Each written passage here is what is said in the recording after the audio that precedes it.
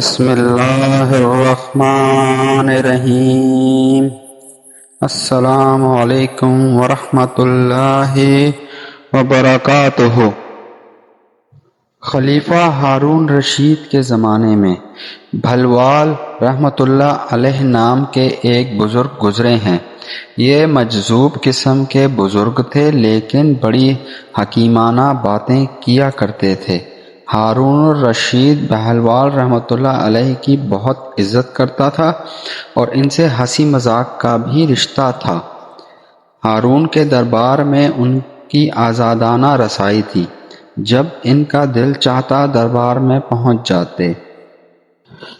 ایک دن جب دربار میں بھلوال رحمۃ اللہ علیہ آئے تو اس وقت ہارون رشید کے ہاتھ میں ایک چھڑی تھی۔ ہارون رشید کو مذاق سوجا۔ اس نے ان کو چھیڑتے ہوئے کہا، بھلوال، آپ سے میری ایک گزارش ہے۔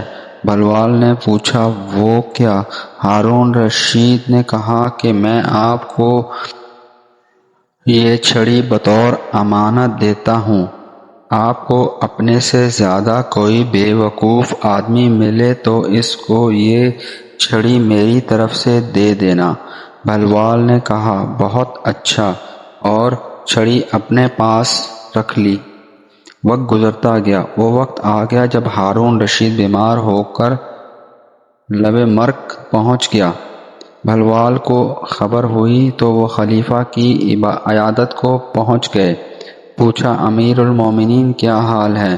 ہارون نے جواب دیا، حال کیا پوچھتے ہو، سفر درپیش ہے۔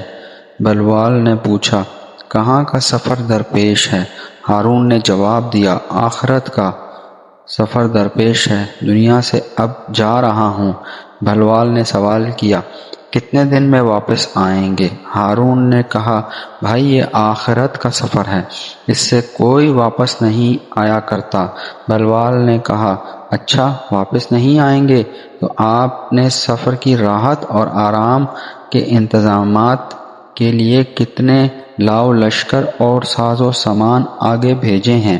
ہارون نے جواب دیا، تم پھر بے وقوفی کی باتیں کر رہے ہو۔ آخرت کے سفر میں کوئی ساتھ نہیں جاتا اور نہ کوئی لاؤ لشکر، نہ ہی کوئی ساز و سامان جاتا ہے، وہاں تو انسان تنہا جاتا ہے۔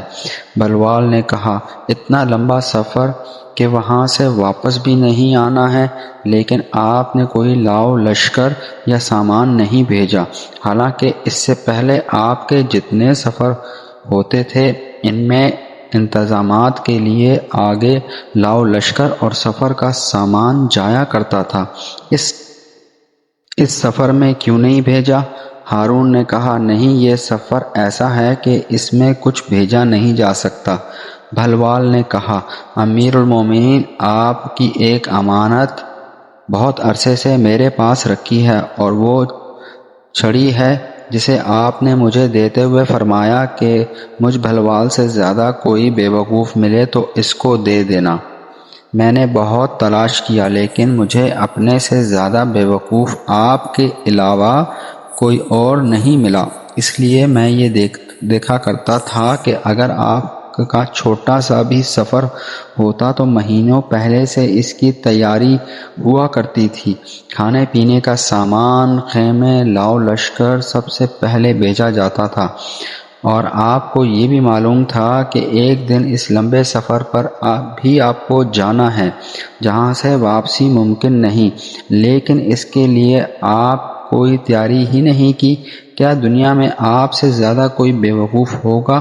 لہذا اپنے سے زیادہ بے وقوف میں نے آپ کو پایا۔ اب آپ کی امانت آپ کو مبارک ہو۔ یہ سن کر ہارون رشید رو پڑا اور کہا، بھلوال، تم نے سچی بات کی ہے، ساری عمر ہم تم کو بے وقوف سمجھتے رہے، لیکن حقیقت یہ ہے کہ حکمت کی بات تم نے ہی کی ہے۔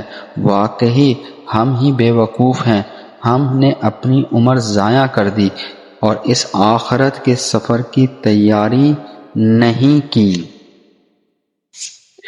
اگر آپ کو ہماری یہ ویڈیوز پسند آ رہی ہیں تو پلیز ہمارے چینلز کو سبسکرائب کیجیے، لائک کیجیے اور شیئر کرنا تو بالکل مت بھولیے گا۔ Thank you.